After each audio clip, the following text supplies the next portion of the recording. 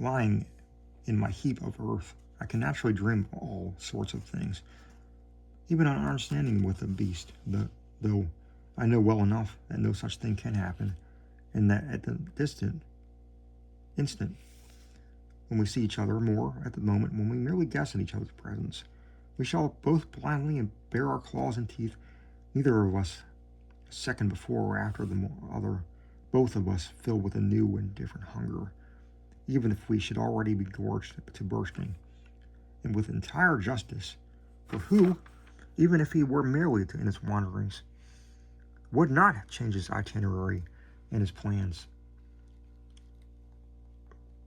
for the future on catching sight of the Burrow? But perhaps the beast is digging in its own burrow, in which case I cannot even dream of an understanding. But even if it should be such a peculiar beast that its burrow could tolerate a neighbor, my burrow could not tolerate a neighbor, at least not a clearly audible one. Now actually the beast seems to be quite a great distance away. If it would only withdraw a little farther, the noise too would probably disappear. Perhaps in that case everything will be peaceful, but salutary lesson, spurring me on to make my most diverse improvements on the burrow. If I have peace and danger does not immediately threaten me, I am still quite fit for all sorts of hard work. Perhaps considering the enormous possibilities with which its powers of work open before it, the beast has given up the idea of extending its burrow in my direction, and is compensating itself for that in some other one. That consummation also cannot, of course, be brought about by negotiation.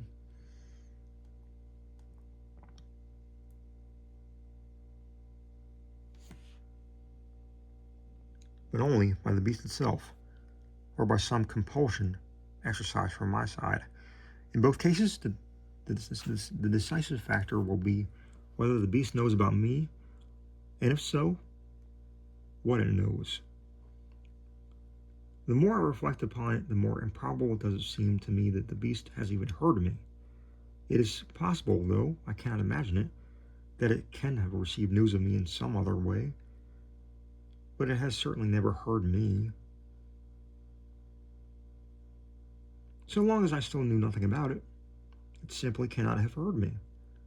For that, at that time I kept very quiet. Nothing could be more quiet than my return to my burrow.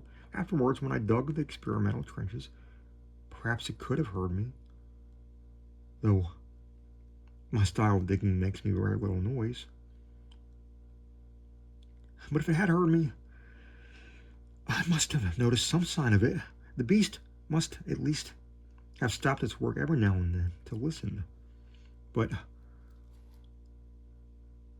all remain unchanged